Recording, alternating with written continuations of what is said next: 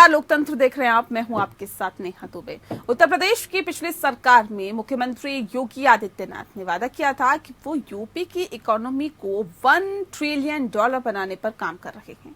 देश के सबसे बड़े राज्य की अर्थव्यवस्था के लिए ये बहुत बड़ी चुनौती है।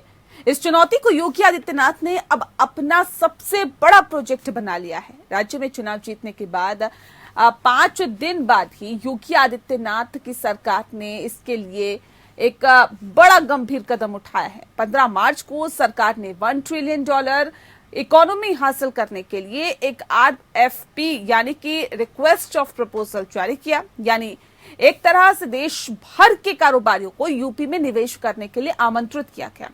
अगर अभी यूपी की अर्थव्यवस्था देखें तो ये करीब 19 लाख करोड़ की है। 5 साल बाद साल 2027 तक इसे $1 ट्रिलियन यानी कि करीब 76 लाख करोड़ बनाने का लक्ष्य रखा गया है और ये लक्ष्य तकरीबन अभी मौजूदा के मुकाबले 4 गुना ज्यादा है। वैसे हकीकत यह है कि पिछले 8 साल में यूपी की अर्थव्यवस्था सिर्फ 2 गुनी ही बढ़ पाई है। ऐसे में ये कठिन काम जरूर है, लेकिन नामुमकिन बिल्कुल भी नहीं। प्रधानमंत्री नरेंद्र मोदी ने अपने पहले के बयान में कहा था कि अगर देश की इकोनॉमी को $5 ट्रिलियन तक पहुंचाना है तो फिर देश का सबसे बड़ा राज्य होने की वजह से उत्तर प्रदेश की जिम्मेदारी ज्यादा बनती है और इसीलिए योगी आदित्यनाथ इसके लिए पुरजोर कोशिश कर रहे हैं, क्योंकि इससे न सिर्फ देश की अर्थव्यवस्था में फायदा होगा बल्कि इससे यूपी की जनता को भी फायदा मिलेगा। एक रिपोर्ट देखिए।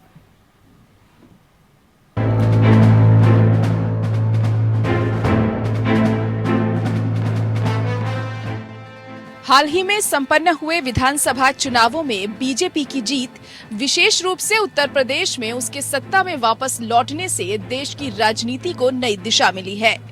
दशकों से अल्प विकास से जुड़ी धर्मनिरपेक्ष समाजवादी राजनीति में फंसी हिंदी बेल्ट की अर्थव्यवस्था के लिए ये एक अहम मोड़ है। इस चुनाव में पुरानी अवसरवादी और वंशवादी राजनीति की हार हुई है और गरीबों के लिए मजबूत कल्याणकारी योजनाओं के साथ साथ विकास समर्थक नीतियों की पुष्टि हुई है।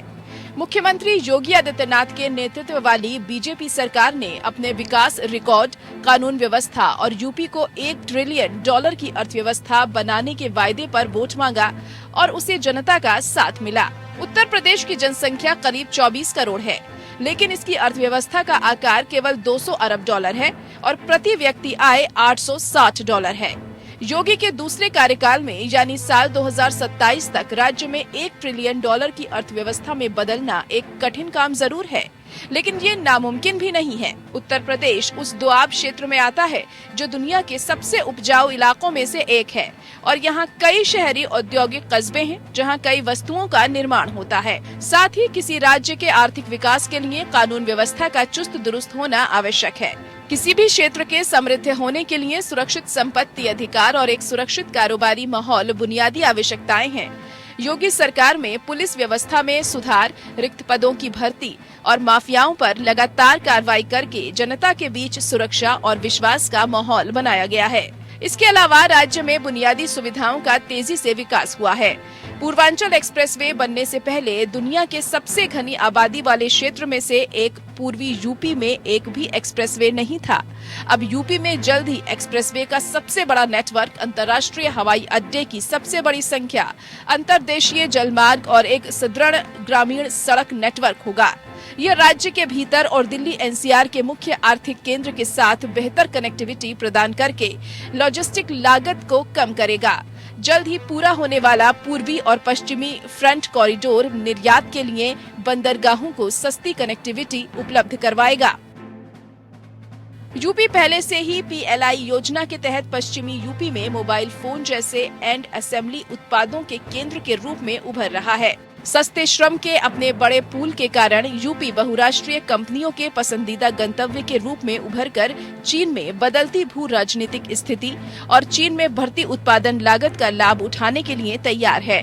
यूपी ने 2018 के निवेशक शिखर सम्मेलन के बाद निवेश आकर्षित करने की दिशा में पहले ही महत्वपूर्ण प्रगति की है। अब डिफेंस कॉरिडोर और नए सिरे से जनादेश के साथ मुख्यमंत्री योगी राज्य के आर्थिक विकास के लिए पूरी तरह तैयार हैं।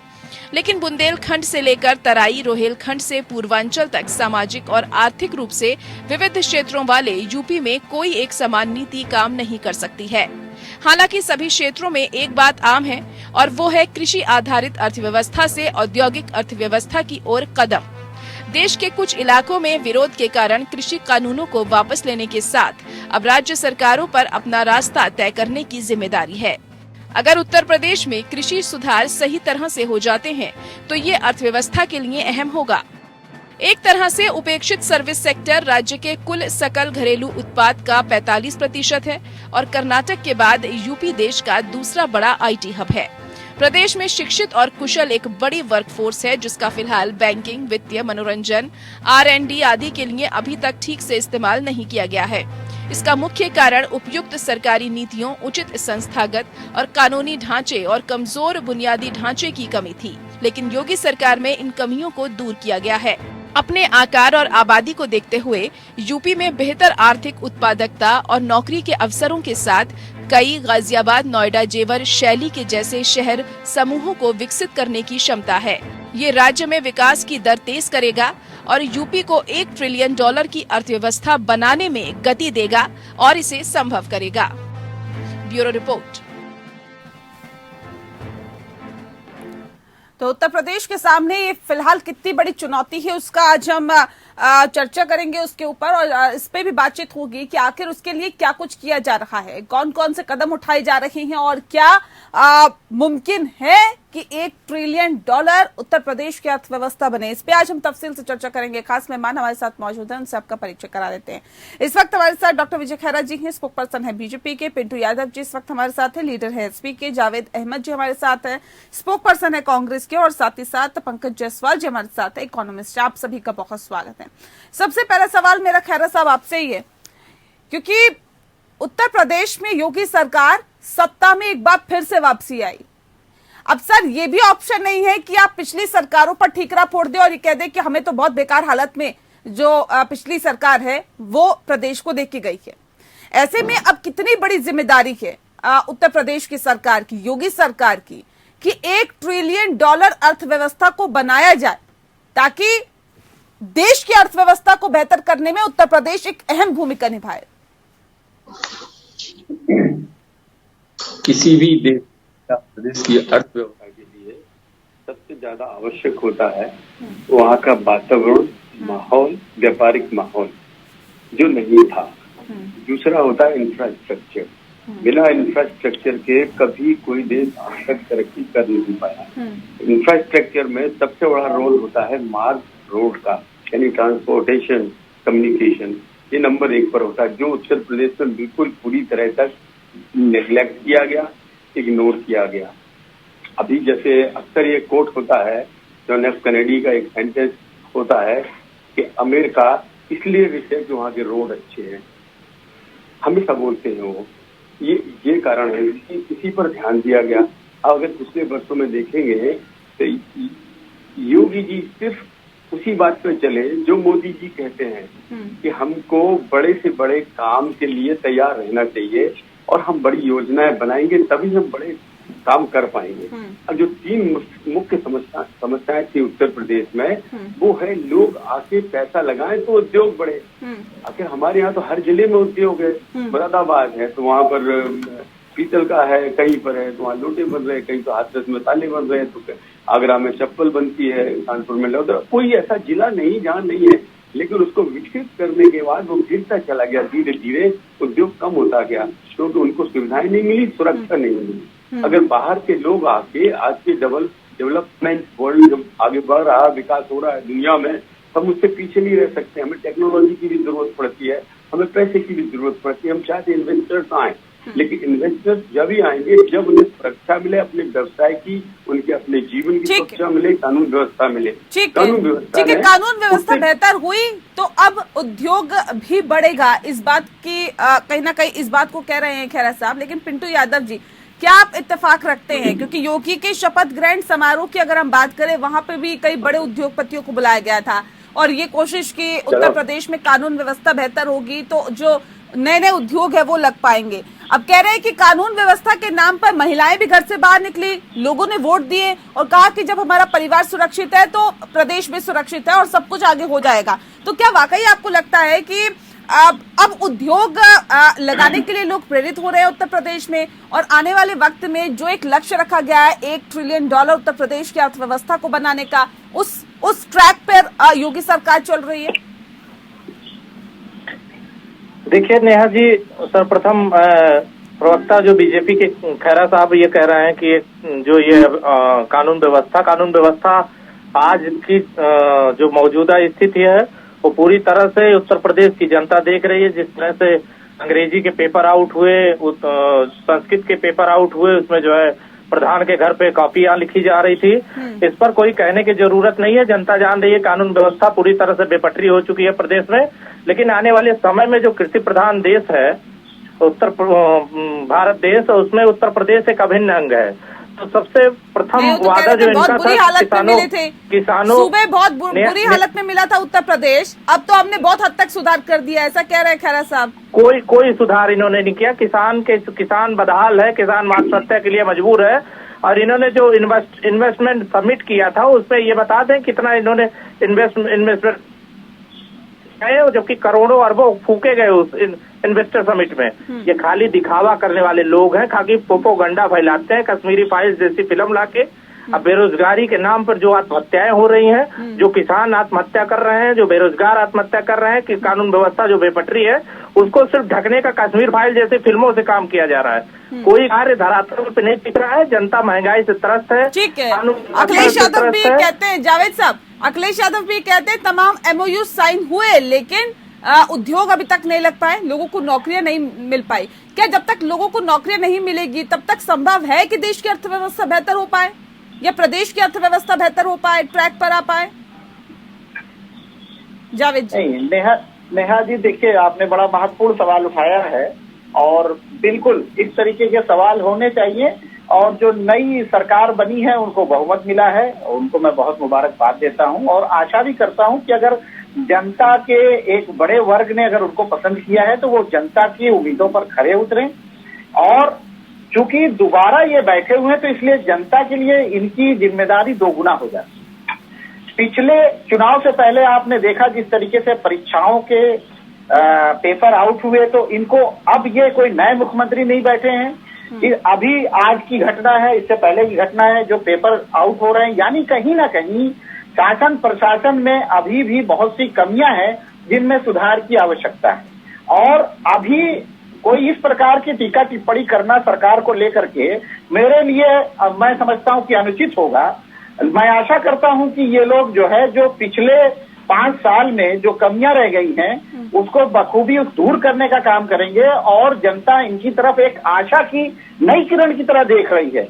लेकिन जब यहीं पर कुछ सवाल उठते हैं, जिस तरीके से इनका एक कुशीनगर में इनका ही एक कार्यकर्ता भाजपा का वो मिठाई बांट रहा होता है और उसको एक वर्ग जो है इतना मारता है कि अस्पताल में उसकी हत्या हो जाती है, तो कहीं ना कहीं इस तरीके की चीजें हैं। और जो इन्वेस्टर समिट हुई या जो लोग आए, देखिए जो लोग बुलाए गए थे व्यापारी वो एक अलग ग्रुप है और किसी प्रदेश में जा करके इंफ्रास्ट्रक्चर डेवलप करना और नई नई योजनाओं के साथ नई कंपनी को विकसित करना, ये एक अलग चीज। ठीक है, खैरा साहब कुछ कहना चाह रहे, सुन लेते हैं, उसके बाद फिर पंकज जी का रुख करती हूँ। मैं एक लाइन ये पेपर आउट की बात कर रहे थे, उनके जमाने में पेपर आउट की जरूरत ही नहीं थी, सीधी नकल थी। ठीक है, तो पेपर आउट की हम बात नहीं कर रहे, हम बात पेपर आउट की नहीं कर रहे हैं, हम बात अर्थव्यवस्था की कर रहे हैं और बात इसी पर रहेगी। पंकज जी, सवाल इस बात को लेकर है कि उत्तर प्रदेश की जनसंख्या करीब 24 करोड़ है, लेकिन इसकी अर्थव्यवस्था का आकार केवल $200 अरब है और प्रति व्यक्ति आय $860 है। तो क्या आपको लगता है कि इस और बेहतरी के लिए सरकार कदम उठा रही है और कितने चैलेंजेस फिलहाल आप सरकार के सामने देखते हैं? क्योंकि उत्तर प्रदेश जिस कंडीशन में था और जिस कंडीशन में अब भारतीय जनता पार्टी के जो प्रवक्ता है वो बता रहे हैं कि हम तो इसकी बेहतरी के लिए कदम उठा रहे हैं। मौजूदा सरकार के 5 साल हो गए हैं और 5 साल के लिए एक बार फिर से उसी सरकार को जनता ने चुन ले। अब सवाल ये कि चुनौतियां क्या है और ये प्रति व्यक्ति आय को बढ़ाना इस वक्त आप कितना जरूरी समझते हैं? नेहा जी बहुत बहुत धन्यवाद। जैसा भी आपने पहला यही प्रश्न पूछा कि सरकार कदम उठा रही है और पिछले 5 साल में क्या किया, तो मैं वहीं से स्टार्ट करता हूँ। सबने इन्वेस्टर समिट का नाम लिया।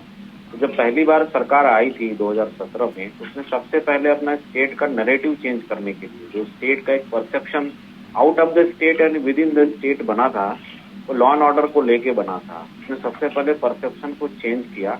और इन्वेस्टर समिट ऐसा नहीं, इन्वेस्टर समिट का 2 ऑब्जेक्टिव थे। एक तो हमें इंडस्ट्रियल एक्टिविटी स्टेट में बढ़ानी थी, एक्सटर्नल एंड इंटरनल इन्वेस्टमेंट बढ़ाने थे, ये तो थे ही।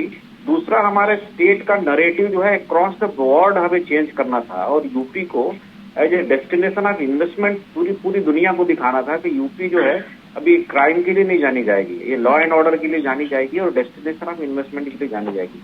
ये 2 नैरेटिव के ऑब्जेक्टिव के लिए ही इन्वेस्टर समिट हुआ था। अभी बहुत से लोगों ने बोला कि क्या जमीन पे आया, क्या जमीन पे नहीं आया। हम इन्वेस्टर समिट के, हमारी जो उत्तर प्रदेश डेवलपमेंट फोरम संस्था है, हम इन्वेस्टर समिट के पार्टनर थे और हमने जो है डायस्पोरा जो है फोरम पूरा संभाला था। जहाँ जहाँ भी प्रवासी निवेशक थे, वो फोरम को हम कनेक्ट करने की कोशिश कर रहे थे।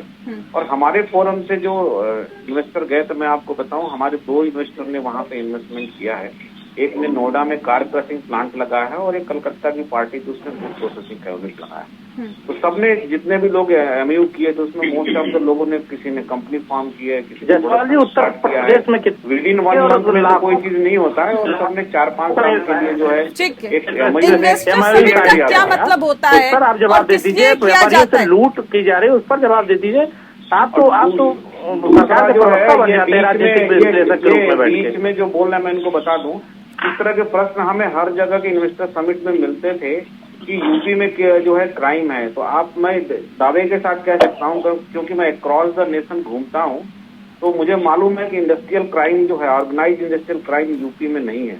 और बाहर के जितने लोग भी मिले हैं, ठीक है, लोगों का नैरेटिव, आपने नैरेटिव की बात की थी, लोगों का नैरेटिव कितना चेंज हुआ है, ये क्योंकि बड़ा सवाल बन जाता है यहाँ पर कि नैरेटिव सेट करने की जो कोशिश की गई थी। मैंने कहा कि 2 ऑब्जेक्टिव थे इसके, जिनका आपने जिक्र किया था पंकज जी। लेकिन सवाल ये कि अगर कोई भी इंडस्ट्री अगर किसी प्रदेश में आती है, तो सबसे पहले क्या देखा जाता है कि वहां की कानून व्यवस्था कैसी है। अगर हम वहां पर कंपनी को स्टैब्लिश करेंगे, तो क्या वहां पर लोगों को रोजगार मिल पाएगा, वो बेहतर तरीके से रोजगार कर पाएंगे, अपनी नौकरियां कर पाएंगे, वहां पर लूट खसोट तो नहीं होगी, वहां पे चोरी चकारी, तो ये तमाम चीजें हैं जो वहां पर देखी जाती है कि वहां पर लॉ एंड ऑर्डर कैसा है। क्या वाकई आपको लगता है कि इन 5 सालों में उस पर काम हुआ है? पहले उस लॉ एंड ऑर्डर को सुधारने की कोशिश यहाँ पर सरकार की तरफ से की गई है? Pankaj ji, as a investor देखिए, हम 2 चीज देखते हैं, क्योंकि मैं भी बाहर हूं, तो मैं जो इन्वेस्टमेंट डेस्टिनेशन यूपी को देखता हूं, तो अगर मैं यूपी में इन्वेस्ट करना चाहता हूं, तो मैं मेजरली 2 चीज देखता हूं। पहला, लॉ एंड ऑर्डर। अगर हमारा पैसा जा रहा है तो हमारे स्टाफ को, हमारे मैनेजर को कोई गन पॉइंट पे लेके फिरौती न वसूले, कुछ न करे, ये चीज देखता हूँ। दूसरा, मैं देखता हूँ कि मैं मॉर्निंग इवनिंग कर पाऊंगा कि नहीं। अगर मैं मुंबई से लखनऊ जाता हूँ या गोरखपुर जाता हूँ या वाराणसी जाता हूँ या कहीं भी जाता हूँ, मॉर्निंग इवनिंग की जो डेस्टिनेशन होती है, वहां पे इन्वेस्टमेंट ज्यादा आता है, क्योंकि जो बड़े इन्वेस्टर होते हैं, इंडस्ट्रियलिस्ट होते हैं, वो सुबह जाके शाम लौट के आना चाहते हैं। तो इंफ्रास्ट्रक्चर का विकास हुआ है, जो एयरपोर्ट, जो 5 इंटरनेशनल एयरपोर्ट हुए हैं, जो, और उसके अलावा भी छोटे छोटे एयरपोर्ट उन्होंने बनाए हैं, तो जो इंफ्रास्ट्रक्चर का विकास एयर इंफ्रा में हुआ है। दूसरा, जो लॉजिस्टिक्स इंफ्रा का विकास हुआ है, जो हाईवेज एंड एक्सप्रेसवेज का विकास हुआ है, वो उत्तर प्रदेश में कहीं भी आप विद इन डे जाके आप वापस आ सकते हैं अपने होम सिटी में। ये जो है अपॉर्चुनिटी दिया इन्वेस्टर को बुलाने के लिए। तीसरा, जो गवर्नमेंट ने बहुत बढ़िया काम किया, जो आपने प्रति व्यक्ति आय का पिछले पीरियड में आपने सवाल पूछा था, प्रति व्यक्ति आय को बढ़ाने के लिए गवर्नमेंट ने कई मोर्चे पे काम किया। इन्वेस्टर समिट के थ्रू बाहर के इन्वेस्टर तो आए हैं। ओटीओपी का जो उन्होंने 1 डिस्ट्रिक्ट 1 प्रोडक्ट की जो स्कीम लाई है, वो विद इन डिस्ट्रिक्ट जो है इंटरप्रेन्योरशिप बढ़ाने का काम किया है। वहां पे जो इन्वेस्टमेंट है, जरूरी नहीं है कि बाहर का इन्वेस्टर आके इन्वेस्ट करे, वहाँ का जो लोकल इंटरप्रेन्योर है, वो वोकल फॉर लोकल स्कीम या आत्मनिर्भर योजना के तहत या स्टैंड अप के तहत या आपका एमएसएमई का जो स्कीम है, उसके तहत उसको फैसिलिटेट करने का काम किया गया है, ताकि वहाँ पे जो उद्यमशीलता बढ़े, कृषि उद्यमिता बढ़े, सहकारिता का काम बढ़े। छोटे छोटे उन्होंने वो बनाए हैं, इंडस्ट्रियल पार्क बना रहे हैं, SIT बना रहे हैं। इन तमाम चीजों को देखते हैं, जिस बात का जिक्र अभी पंकज जी ने किया। पिंटू यादव जी, जो इन्वेस्टर्स है सर, उनको तो दिखाई दे रहा है कि उत्तर प्रदेश में विकास हुआ है, आप लोगों को क्यों नहीं दिखाई दे रहा? और जो अभी हाल ही में चुनाव हुए वो भी ये बताते हैं कि विकास हुआ, या कुछ तो ऐसा बेहतर हुआ है जिसके नाम पर वोट पड़े हैं, जिसके काम पे वोट पड़े हैं। देखिए नेहा जी, विकास तो समाजवादी सरकार में हुए 12 से 17 जो विकास किया, जो डेवलपमेंट किया गया, उसका फीता काटने का 17 से 22 किया गया। माननीय मुख्यमंत्री जी ने सिर्फ और सिर्फ फीता काटा, कोई नया कार्य नहीं किया। और ये जो जायसवाल जी बैठे हुए हैं, इनको मैं कहना चाहता हूं कि अभी 2 दिन पहले ही नोएडा में गन पॉइंट पर ही लूट हो गई, 25 लाख से 45 लाख रुपए तक का लूट हुई। वो जो है ऐसे मैनेजरों से लूट हुई जो लेके जा रहे थे पैसा बैंक में जमा करने। तो ये कोई ये नहीं कह सकता कि अपराध मुक्त हो गया है प्रदेश, अपराध नहीं हो रहे हैं, कहना एकदम पूरी तरह से बेईमानी होगी। देश की अर्थव्यवस्था जावेद जी जिस बात का जिक्र अभी पंकज जी ने किया, सर मैं आती हूँ फिर आपके पास। जावेद जी जिस बात का जिक्र अभी पंकज जी ने किया, कह रहे कि पहले से हालात, मैं आ रही हूँ सर, फिर देती हूँ मौका, फिर देती हूँ आपको। जावेद जी भी बहुत देर से हैंड रेज कर रहे हैं। जी मेरा बहुत सीधा और बहुत छोटा सा सवाल हमारे जो इकोनॉमिस्ट बैठे हुए हैं अर्थशास्त्री पंकज जी से एक सवाल है कि ये जो नोएडा गाजियाबाद को छोड़ करके, मुरादाबाद को छोड़ करके, वेस्टर्न यूपी का जो पार्ट है छोड़ करके, ये सेंट्रल यूपी और ईस्ट यूपी में कौन सा शहर इनको ऐसा लगता है जो मॉर्निंग और इवनिंग के कॉन्सेप्ट में बैठेगा और जहां पर लॉ एंड ऑर्डर ऐसा हो कि जहां पर ये इन्वेस्ट करने की सोच रहे हैं और किस सेक्टर में सोच रहे हैं? थोड़ा सा ब्रीफ कर दें तो थोड़ा समझने में आता है। देखिए, मॉर्निंग इवनिंग अगर आप पूर्वांचल की बात करते हैं या सेंट्रल यूपी की बात करते हैं तो आपको मालूम होना चाहिए कि लखनऊ से हम सुबह जाके शाम को आ सकते हैं, गोरखपुर से हम सुबह जाके शाम को आ सकते हैं, और हम ऐसा करते भी हैं मॉर्निंग इवनिंग। आप वाराणसी से सुबह जाके शाम को वापस आ सकते हैं, और वहां से कनेक्टेड कोई भी डेस्टिनेशन अगर विद इन 100 के रेडियस में आप लगाते हैं तो आप मॉर्निंग इवनिंग भी कर सकते हैं, और इवन आप मॉर्निंग टू नेक्स्ट डे भी कर सकते हैं। तो ये जो आपका क्वेश्चन है कि कहाँ कहाँ कर सकते हैं, हमने बताया क्योंकि मैं ऑलरेडी करता हूँ, और कहाँ कहाँ पोटेंशियल है तो हम आपको बताएं कि यूपी में बेसिकली 3 इकोनॉमी में पोटेंशियल है। एक तो UP full of agro economy है, दूसरा UP full of micro economy है, तीसरा UP full of eternal economy है। सबसे ज्यादा टाउन है उत्तर प्रदेश में, तो कस्बों का आधारित जो विकास है वो डीओपी के थ्रू होगा। वो सिर्फ कस्बों का विकास नहीं करेगा, उसके इर्द गिर्द वो उससे अटैच्ड 100 गांव का विकास करेगा। नेचुरल हाट, जो नेचुरल बाजार बोलते हैं, वो ऑलरेडी कई 100 सालों से उत्तर प्रदेश में है, उसका विकास होगा आपका। माइक्रो इकोनॉमी में 1 करोड़ एमएसएमई यूपी में है। अगर हम एमएसएमई पे काम करते हैं, जितनी भी स्कीम सरकार ने लाई है सरकारी खरीद की थी, अगर इस पे काम करते हैं तो उत्तर प्रदेश में इसकी पूरी पोटेंशियल, जो ओडीओपी से कनेक्ट किया सरकार ने, सीएफसी से कनेक्ट किया सरकार ने, विश्वकर्मा श्रम सम्मान योजना से सोनार, लोहार, कहार सबको कनेक्ट किया है।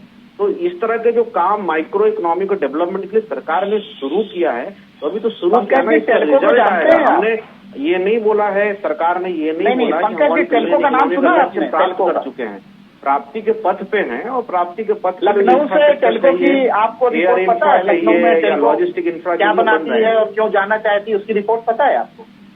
हमें पता है। आप क्या बोल रहे हैं जावेद जी? स्कूटर इंडिया की रिपोर्ट पता है आपको? लखनऊ में स्कूटर इंडिया का हालात आपको पता है? सहारा मॉल जो चल रहा था इंडिया जो है ना, स्कूटर इंडिया जो है कार्यकाल में नहीं हुआ है। स्कूटर इंडिया के हालात सरकार के कार्यकाल में नहीं हुआ है। अगर जो चीज किसी राजनीतिक पार्टी से नहीं है ज्यादा ग्रो होगा। जावेद जी, वो किसी राजनीतिक पार्टी से नहीं है, पंकज जायसवाल जी अर्थशास्त्री है, वो अपना एक्सपीरियंस शेयर कर रहे हैं। ठीक है।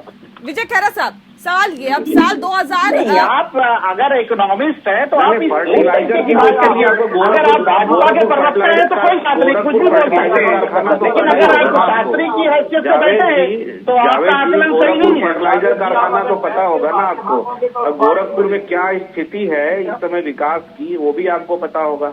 गोरखपुर में किस तरह से वहाँ पे चारों तरफ सर्वांगीण विकास हुआ, कुशीनगर एयरपोर्ट खुला।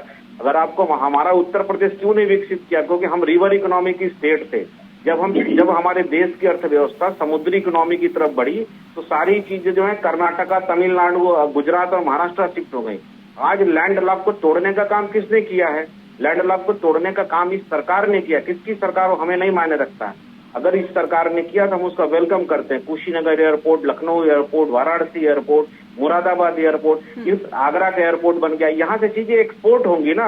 अभी तो शुरू हुआ है ना, अभी 1 ट्रिलियन इकोनॉमिक लक्ष्य हमने अभी प्राप्त नहीं किया, हम प्राप्ति पथ पे हैं और उसके लिए सारी मशीनरी का अरेंजमेंट सरकार ने कर दिया है। लेट अस फ्लाई, आप भी इसमें सवार होइए और अपने व्यापार को आगे बढ़ाइए। Let us don't criticise. अगर सरकार ने अगर परिस्थिति बनाई है तो उसमें आप आइए, अगर कहीं आपको कमी लगती है तो उसका प्रश्न भी उठाइए। मैं नहीं कहता हूँ कि आप मत उठाइए, जैसे आपने बोला इतना नहीं आया तो स्पष्टीकरण का काम सरकार का है, सरकार स्पष्टीकरण देगी। मैं तो एज ए इन्वेस्टर मेरा क्या परसेप्शन होगा और मैं दूर बैठे उत्तर प्रदेश को कैसे देखता हूँ, मैंने वो बताया। ठीक है पंकज जी, ठीक है खैरा साहब, अब योगी के दूसरे कार्यकाल में यानी साल 2027 तक राज्य को $1 ट्रिलियन की अर्थव्यवस्था में बदलने के लिए अब क्या कुछ काम किए जा रहे हैं? सर ये बताइए, मुझे पॉइंट वाइज बताइए कि अब आप क्या कर रहे हैं, सरकार का क्या एजेंडा है, कैसे $1 ट्रिलियन अर्थव्यवस्था को बनाया जाएगा उत्तर प्रदेश की? आपसे हमने पहले ही कहा है कि सबसे बड़ी चीज होती है इंफ्रास्ट्रक्चर, कम्युनिकेशन, ट्रांसपोर्टेशन। अभी ये बता रहे थे विशेषज्ञ,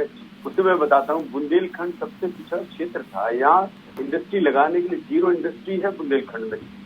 अब उसके लिए डेवलपमेंट हो गए, डिफेंस कॉरिडोर बना है और लखनऊ झांसी अप डाउन 8 घंटे में होता है। अब जो कभी हमें इतना समय लगता है, अब जो लोग जैसे वेस्टर्न यूपी के कह रहे थे छोड़ दें तो मेरठ में 2.5 घंटे लगते, 45 मिनट लगता है अब मेरठ में। सहारनपुर पहुंचने में दिल्ली से जो लोग एयरपोर्ट में उतरते हैं वो 3.5 घंटे, 2.25 घंटे पहुंच जाते हैं। इनको समझ नहीं आ रहा है। तो बिजनेसमैन जब आता है बॉम्बे, कलकत्ता या पेरिस से, कहीं से भी बाहर से, तो उसको क्या है, वो तो ट्रेन से चलता नहीं है, उसे तो प्लेन ही चाहिए या फिर क्विक सर्विस चाहिए अपनी ओन गाड़ी से। वो सब मिलने लगा है। तो मेन चीज हमेशा ये है, हमने उदाहरण दिया था कि अमेरिका विश्व में इसलिए नंबर 1 हुआ था कि वहाँ सबसे पहले रोड सबसे अच्छे हुए थे वर्ल्ड में, हमेशा लोग कहते थे। हिंदुस्तान में उत्तर प्रदेश ने ये काम कर दिखाया है, सबसे पहली कॉरिडोर। दूसरी बात, हवाई अड्डे, हवाई यात्रा, जल यात्रा में भी हम आगे निकल गए हैं। हमारे यहाँ जो संभव नहीं थी, कभी हंस रहे थे लोग कि कैसे कई चीजों का तो सिर्फ अभी तक सर शिलान्यास ही हुआ है। अभी जब तक वो आगे पहुंचेगी, आपके अगला चुनाव आ जाएगा, अब कितना उसमें विकास होता है, कितना काम होता है, ये आने वाला वक्त ही बताएगा। लेकिन पिंटू यादव जी, जिस बात का जिक्र अभी खैरा साहब कर रहे थे, कह रहे हैं इंफ्रास्ट्रक्चर पर हम काम कर रहे हैं, कम्युनिकेशन और ट्रांसपोर्टेशन पर भी हम काम कर रहे हैं। अब क्या वाकई आप लोगों को लगता है कि ये 3 फैक्टर बहुत जरूरी है अगर अर्थव्यवस्था को बेहतर बनाना है? और जिस बात का जिक्र आप पंकज जी कर रहे थे, पंकज जी इसकी बातों से कितना इत्तेफाक रखते हैं? इन्वेस्टर जब इन्वेस्ट करने के लिए आता है तो उन तमाम चीजों को ढूंढता है, क्या अपनी सेफ्टी की बात करता है, क्या उसको लगता है कि जब वो रोजगार लगाएगा तो वो सेफ तो रहेगा, पैसे का आदान प्रदान लेते समय कोई लूटपाट तो नहीं होगी, ये तमाम चीजें हैं। क्या वाकई आपको लगता है कि पहले सरकारों में इस पर ध्यान नहीं दिया जाता था और यही वजह है कि अभी भी उत्तर प्रदेश को एक पिछड़ा या बीमारू टाइप का जो राज्य है उसकी एक छवि बन गई थी और उस छवि को कहीं ना कहीं हटाने की कोशिश अब योगी सरकार कर रही है? आप कह रहे हैं कि जो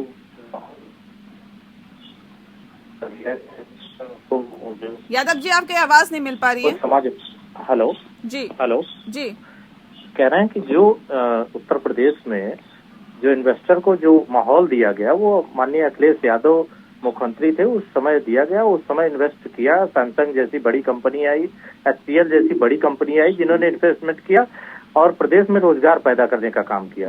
इनका जो MOU साइन हुआ वो रखा गया, वो जो धूल फाक रहे हैं। जनता ने आप पे क्यों नहीं विश्वास किया सर? आप बार बार इस बात को कहते हैं कि हमने तो इतना काम कर दिया, लेकिन इन्होंने सिर्फ फीता काटने का काम किया, फिर जनता ने फिर से इन पे विश्वास कर लिया। जब आप लोग कहते हैं कि हमने तो जितना काम किया, हमने तो उतना काम किया, लेकिन उसके बाद भी जनता आपको नहीं चुन रही है, आपको सिरे से नकार रही है, क्यों? जनता नकार रही है कि नहीं नकार रही है? जनता की आवाज, जनता ने वोट दिया। जनता ने, ऐसा नहीं है कि जनता ने हमें पूरी तरह से नकारा, जनता ने इनको भी नकारा, हम लोगों को भी नकारा और अब लड़ाई नहीं है, लड़ाई की है, जनहित के मुद्दों पर रोजगार की लड़ाई है। आप 1 बिलियन जितना भी बता लीजिए करते ही है देश का। चलिए, आपकी आवाज सर नहीं मिल पा रही है, एक बार फिर से कनेक्ट करते हैं। जावेद जी, सर, लगातार इस बात को कहा जाता है कि देखिए उत्तर प्रदेश में विकास नहीं हुआ, उत्तर प्रदेश में औद्योगिक क्षेत्र में विकास नहीं हुआ, इंफ्रास्ट्रक्चर में विकास नहीं हुआ, कहीं विकास नहीं हुआ, कानून व्यवस्था भी बेहतर नहीं हुई। सर, फिर क्या वजह है कि आज अगर बात की जा रही है तो इसकी नहीं की जा रही कि कानून व्यवस्था को कैसे बेहतर किया जाए? अब बात इस पे हो रही है कि $1 ट्रिलियन अर्थव्यवस्था को कैसे बनाया जाए उत्तर प्रदेश की, और कैसे उत्तर प्रदेश देश की अर्थव्यवस्था को सुधारने में अपना अहम योगदान कैसे दे। क्या वाकई आपको लगता है कि अब एक बड़ी चुनौती है उत्तर प्रदेश की सरकार के सामने, और अगले 5 साल बाद जनता जवाब मांगेगी कि इस पे कितना काम हुआ? नहीं, देखिए बिल्कुल चुनौती भी है, और 5 साल मत जाइए। देखिए यहाँ पर जनता के हितों के हिसाब से सरकार अपने एजेंडे को सेट नहीं कर रही है। सरकार का एकमात्र एजेंडा होता है हम चुनाव को विन फैक्टर में कैसे लेके आए, जिसको कहते हैं विन विन पोजीशन। तो विन विन पोजीशन इनकी आने वाली है 2024 में, उसका रोड मैप ये तैयार कर रहे हैं। बाद में जब जनता सवाल पूछेगी तो कह देंगे साहब हमने कोशिश की। अगर आप जनता के हितों का आपको इतना ही ख्याल है तो पिछले शासन में जनता का एक बहुत बड़ा मुद्दा कोरोना का था, जनता का एक बहुत बड़ा मुद्दा जो है आवारा पशुओं का था। अभी हाल ही में एक बुजुर्ग किसान को नीलगाय ने पटक पटक करके मार दिया, आप लोगों ने शायद यूट्यूब पे देखा होगा। इस तरीके से आज भी छुट्टा जानवरों की समस्याएं हैं। तो ये जनता को लोक लुभावन, जिसको कहते हैं कान को खुश करने वाली बातें ये लाते हैं, उसको अभी इनके आप प्रवक्ता से पूछेंगे कि कोई 5 पॉइंट बता दीजिए कि कैसे इतने ट्रिलियन की इकोनॉमी होगी, तो ये उससे 3 पॉइंट भी ये नहीं गिना पाएंगे। तो इनका कथनी और करनी जो पहले थी, जनता उम्मीद कर रही थी कि अब ये उसमें कुछ डेवलपमेंट करेंगे, सुधार लाएंगे, लेकिन जिस तरीके से चीजें आ रही हैं वो उसी पैरामीटर पे चल रहे हैं। चलिए पूछ लेते हैं कैसे $1 ट्रिलियन की अर्थव्यवस्था होगी? सर कह रहे पॉइंट वाइज बताइए, 5 पॉइंट बताइए। इतने बार तो बता चुके हैं, अगर नहीं सुन पाते हैं तो मैं तो उसका इलाज नहीं कर सकता हूँ।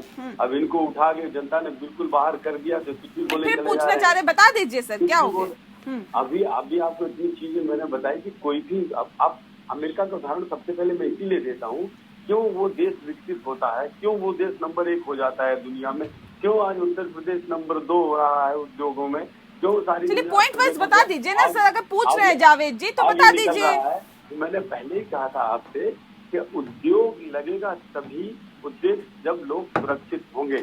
तो सुरक्षित ये कर नहीं पाए। अब लोगों के मन से माफिया का डर निकल गया है, लोग लगाएंगे, सबने देख लिया अब माफियों का कोई खेल नहीं, सब अंदर हो गए हैं, सब बाहर हैं, सब लिख के भाग रहे हैं। सबसे बड़ा छुटकारा समाजवादी राज के बाद जो आई थी मुसीबत, वो माफिया राज था, उसको हमने दूर कर दिया, सबसे पहला काम किया। ये लोगों को वहाँ आने में इंटरेस्ट है। दूसरी बात, उन्नत बीज, उन्नत फसल, सिंचाई के साधन, हमने जल की आपूर्ति, अच्छी बिजली आपूर्ति हमने 24 घंटे रखी हुई है, जो पहले 8 घंटे आती थी। तो कांग्रेस वालों को तो नहीं पता है, तो सपा वालों को पता है 8-8, 9-9 घंटे बिजली आती है। अभी हम बैठे हुए हैं, सवेरे से अभी तक 1 सेकंड बिजली नहीं गई है। नहीं सर, ये आपने कहा लॉ एंड ऑर्डर हो गया, कृषि को आपने सुविधाएं दे दी, बिजली दे दी, इससे $1 ट्रिलियन हो जाएगी क्या अर्थव्यवस्था? इनको मैं ही कह तो रहा हूँ, बिजली चाहिए उद्योग के लिए, पानी चाहिए उद्योग के लिए, कम्युनिकेशन चाहिए उद्योग के लिए, हवाई अड्डे इतने सारे बन गए हैं, इन्होंने कभी बनाने का प्रयास नहीं किया। नोएडा को इतना डेवलप किया जा रहा है, इंटरनेशनल एयरपोर्ट कर रहे हैं, एक ही दिन में आदमी आएगा विदेश से, आके वहाँ से गया, जहाँ इंडस्ट्री लगाई तुरंत चले गए। हर जिले में इंडस्ट्री डेवलप अलग कर रहे हैं ताकि लोकल लोगों को जॉब मिले। जिस जिले में जो उद्योग है, अगर ललितपुर में महुआ है तो महुआ को आगे बढ़ाया जा रहा है, अगर मऊरानीपुर में हाथकरघा है तो हाथकरघा जो बंद हो चुके थे उनको बढ़ाया जा रहा है, अगर पाली में पान बंद हो गया तो पान को बढ़ाया जा रहा है। ये अलग उद्योग मिल रहे हैं, इनसे अलग बढ़ेगी। कुल मिला के छोटे उद्योग, लघु उद्योग, मझोले उद्योग, बड़े उद्योग लगाने के बाद हमने जो टारगेट रखा है उस टारगेट को हम पूरा करेंगे, क्योंकि ये लोग तो छोटे छोटे टारगेट। ठीक है जावेद जी से इस पे रिएक्शन ले लेते हैं, फिर मैं पंकज जी का रुख करती हूँ। जावेद जी जल्दी से।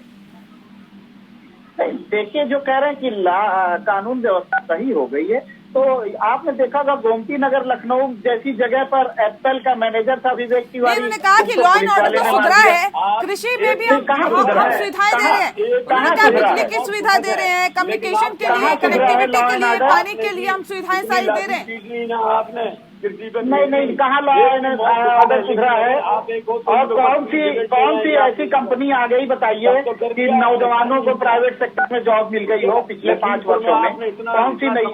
आपने देखा होगा मेरा जी, आपने देखा होगा भाजपा के प्रवक्ता ने कहा मैं आपको बताना चाहता हूँ जनपद एक उत्पाद पर भी जो ये लोन लेने का काम करता है उस पर जो है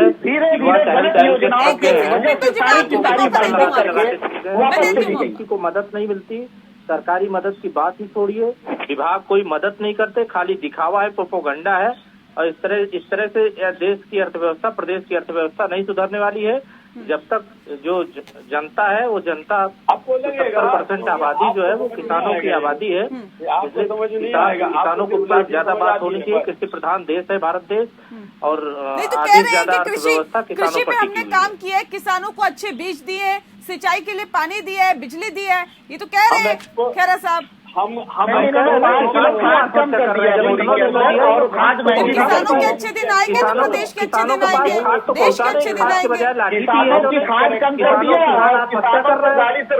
किसानों के मुद्दे पर किसान बिल को इन्होंने वापस ले लिया। इतना गलत बिल लाया था कि वापस ले लिया। किसान जो है लाइन में खड़ा था खाद लेने, वहाँ पर ठीक है, जीते तो हम है, किसान ने तो हमारा साथ दिया ना। ठीक है, चलिए पंकज जी का रुख कर लेते हैं। ठीक है सर, ठीक है पंकज जी, क्या अभी मौजूदा वक्त की अगर सर हम बात करें, क्योंकि आप खुद आप इंडस्ट्री लगा रहे हैं, काम कर रहे हैं, आपको बेहतर तरीके से समझ है, आप बता सकते हैं कि क्या अभी कहाँ पे खामियां हैं, कमियां हैं और उन कमियों पर सरकार को फोकस करना चाहिए। एक इन्वेस्टर के लिए वो बहुत इंपॉर्टेंट होती है, वहां पर फोकस करना चाहिए, या फिर जहां जो जरूरतें होती है सरकार उस पर काम कर रही है, या फिर कुछ कमियां है? अगर कमियां हैं तो क्या है सर, उस पर पॉइंट आउट करिए सर। सबसे पहले नेहा जी मैं एक तथ्य लाना चाहता हूँ। पंकज जी को बोलने दीजिए, मैं आ रही हूँ। पिछले दिसंबर 2020 में मुख्यमंत्री योगी आदित्यनाथ मुंबई आए थे, तो मैंने उन्हें अपनी एक पुस्तक दी थी जिसका नाम था दृष्टिपत्र, उत्तर प्रदेश को $1 ट्रिलियन इकोनॉमी कैसे बनाएं। और उसके तहत बहुत सारे प्लान थे जो इम्प्लीमेंट होने हैं, जो इम्प्लीमेंट हो रहे हैं। सरकार ने सप्लाई चेन इंफ्रा में बहुत ज्यादा काम किया है और अब सरकार को जो काम करना चाहिए वो काम होना चाहिए संवाद का, कम्युनिकेशन का। जितनी भी स्कीम है गवर्नमेंट की वो पब्लिक को कम्युनिकेट होना चाहिए। जब तक पब्लिक को कम्युनिकेट नहीं होगा, पब्लिक को ये पता नहीं चलेगा कि हमें ये फायदा मिला है, तो पब्लिक उसका लाभ नहीं उठा पाएगी। दूसरा जो बैंकिंग चैनल है, बैंकिंग चैनल में जो प्राइवेट सेक्टर के बैंक है या नेशनल सेक्टर के बैंक है, उन बैंकिंग चैनल को प्रोफेशनल बनाना पड़ेगा। पब्लिक जो है उस स्कीम के बेनिफिट के लिए बैंक मैनेजर के पास जाती है, वो कम्युनिकेशन कंप्लीट नहीं हो पाता जो गवर्नमेंट की स्कीम उनको अवेलेबल है। तो हमारे बैंक्स को प्रोफेशनल बनाना पड़ेगा। जो अर्बन या मेट्रो में जो बैंक हैं, यहाँ पे मुंबई में या बैंगलोर में, हैदराबाद में बैंक दौड़ा कर लोन देती है और हमारे उत्तर प्रदेश या बिहार में लोग बैंकों के पास दौड़ते हैं। तो ये अप्रोच चेंज करना पड़ेगा। बैंकों को मतलब पब्लिक के दरवाजे पे ले जाना पड़ेगा। बैंकिंग फैसिलिटी को सरकार ने नीतियां बना दी, इजी बनाना पड़ेगा। ठीक है, आगे से बताइए। लेकिन वो दरवाजे पे नहीं पहुंच रही, उस चीज को फास्ट करना पड़ेगा। ठीक है, तो जब तक ये फास्ट नहीं होगा तब तक इंफ्रास्ट्रक्चर का यूज कैसे करेंगे? सरकार ने बहुत बेस्ट सप्लाई चेन इंफ्रा बनाया है, क्योंकि ये पूरा जो इंटरनेशनल एयरपोर्ट है, चाहे कार्गो एयरपोर्ट, लैंड लॉक टूटा ऐसा नहीं है। इसका व्यापार सिर्फ एक डिस्ट्रिक्ट से दूसरे। ठीक है सर, और कहाँ पे आपको लगता है 800 करोड़ आबादी जो है दुनिया की, वो उत्तर प्रदेश के एक्सेस कर पा रही है बिकॉज ऑफ दिस एयरपोर्ट। सवाल इस बात को लेकर, जिस बात का जिक्र अभी पंकज जी कर रहे थे, देखिए कुछ खामियां हैं, कुछ कमियां हैं जिसको पाटने की जरूरत है, जिसको खत्म करने की जरूरत है। क्या वाकई आपको भी लगता है कि जो सरकार की तरफ से योजनाएं चलाई जा रही है उसका कम्युनिकेशन नहीं ठीक से हो पा रहा, लोगों को उसका लाभ नहीं मिल पा रहा? बैंकिंग सेक्टर को और प्रोफेशनल करने की जरूरत है, जिस बात का जिक्र अभी पंकज जी कर रहे थे, और कह रहे थे सरकारी मशीनरी सही ढंग से काम करे, इस पे भी ज्यादा फोकस करने की जरूरत है। जावेद जी। बैंकिंग सेक्टर तो काम अपना कर रहा है, नो डाउट। देखिए हर क्षेत्र में डेवलपमेंट की हमेशा संभावनाएं बनी रहती हैं। और जो सवाल रहा कि उत्तर प्रदेश को जैसे एमएसएमई है या इस तरीके के जो लोन है, बैंक तो दरवाजे तक क्लाइंट के पहुंच जाएगा, लेकिन अगर क्लाइंट के जो एक चीज होती है सिविल, जो उसका जो सिविल स्कोर होगा या जो उसकी वर्थ होगी या जिसको मॉर्गेज करके वो लोन लेगा या जो भी चीजें होंगी, जब वो फुलफिल करेगा तभी उसको वो बैंक लोन दे पाएगा। उसके दरवाजे तक पहुंचने से उसको लोन नहीं मिलेगा। वो दोनों चीजें, और जो मुंबई या जो बातें राजस्थान की हो रही हैं या गुजरात की होती हैं, तो उनमें ये होता है कि वहाँ के जो लोग हैं वो लोग जो है उत्तर प्रदेश के कंपैरेटिवली ज्यादा जागरूक हैं। वो अपनी जो प्रोफेशनल फाइल्स हैं, जो उनके आईटीआर हैं, जो उनके रिटर्न्स हैं, जो उनकी बैलेंस शीट है, वो प्रॉपर वे में मेंटेन करते हैं, इसलिए बैंक उनको जो है सही सुविधा दे पाता है। तो उत्तर प्रदेश में जो चुनौतियां हैं, देखिए उत्तर प्रदेश जो है, अगर उत्तर प्रदेश पिछड़ा नहीं होता तो यहाँ के अधिकांश संख्या के लेबर जो है वो पंजाब या गुजरात या महाराष्ट्र में जाके वहाँ पर काम नहीं करते। तो यहाँ की चुनौतियां अलग हैं, उसको अलग नजरिए से देखना होगा। नहीं, आपको क्यों ऐसा लगता है सर कि उत्तर प्रदेश के लोग कम जागरूक हैं महाराष्ट्र और गुजरात की अपेक्षा? बिल्कुल कम जागरूक हैं। अगर नहीं होते तो इनको चाहे एजुकेशन लेना हो तो दिल्ली जाना पड़ता है, अलीगढ़ जाना पड़ता है, और चाहे बिजनेस करना हो तो महाराष्ट्र जाना पड़ता है, गुजरात जाना पड़ता है, पंजाब जाना पड़ता है। क्यों जाना पड़ता है? रीजन ये है, आखिर उत्तर प्रदेश का आदमी कोटा में जाकर के कोटा स्टोन का बिजनेस क्यों कर रहा है, उदयपुर में मार्बल की ट्रेडिंग क्यों कर रहा है, राजस्थान के किशनगढ़ में ईस्टर्न यूपी का आदमी, मैं आपको सैकड़ों व्यक्ति दिखा दूंगा जो कर रहा है। हमारे यहाँ के लोगों को कहीं जाने की जरूरत नहीं है। जो लोग कोरोना काल में उत्तर प्रदेश अपने घर पहुंचे थे उनको वापस नहीं जाने दिया।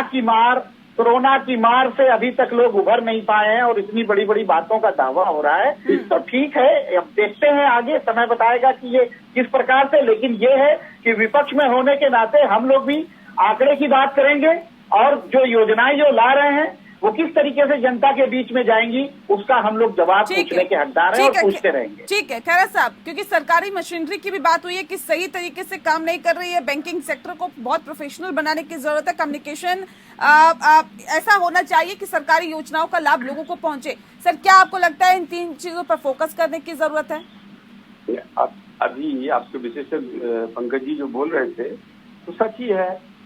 ये तो हमेशा ही गुंजाइश है इम्प्रूवमेंट की, हमेशा रहेगी, आज भी रहेगी, 10 साल बाद भी रहेगी, 100 साल बाद भी रहेगी। नहीं, लेकिन अभी जावेद जी भी तो कह रहे थे कि आज पिछड़ा हुआ राज्य है उत्तर प्रदेश, भले ही वो तो 32 साल से सर उत्तर प्रदेश की सत्ता में नहीं है, लेकिन जो सत्ता में रहे उन्होंने कौन सा तीर चला दिया? जी बता रहा हूँ। पहले तो मैं पंकज जी की बात करूँ, इन्होंने एक किताब भी दी है, हो सकता है उस किताब पर भी अध्ययन हो रहा होगा। जरूर जो भी प्रपोजल आते हैं उस पर मुख्यमंत्री का मन और आंखें खुली रहती हैं। अब रहा जावेद जी का, जावेद जी ने एक बात बड़ी अच्छी कह दी है इस समय कि इसका मतलब पोटेंशियलिटी है, कुछ हुआ नहीं है। ये कह रहे हैं ना, लोग जा रहे हैं बाहर, ये कह रहे हैं उद्योग नहीं है, इसका मतलब पिछले 50-60 साल में पोटेंशियलिटी रखी है आपने, हम कर पाएंगे, इसका मतलब ट्रिलियन हम अपनी इकोनॉमी कर सकेंगे। बिकॉज एक बात तय हो गई है कि पोटेंशियलिटी है, गुंजाइश है, वहाँ पर स्पेस है, और उस स्पेस को जो इन्होंने खाली छोड़ा इतने वर्षों में, 10 साल से, उस स्पेस को हम भरेंगे जो आप छोड़ के गए हैं। इनकी बात का तो यही जवाब काफी है। रहा बाकी हम आपसे फिर कह रहे हैं कि जो सिंगल विंडो जो है, अभी गुजरात की भी तारीफ कर रहे थे, गुजरात तो खैर इतना कर ही दिया जब मोदी जी वहाँ मुख्यमंत्री थे, तभी 3 बार जीते हैं।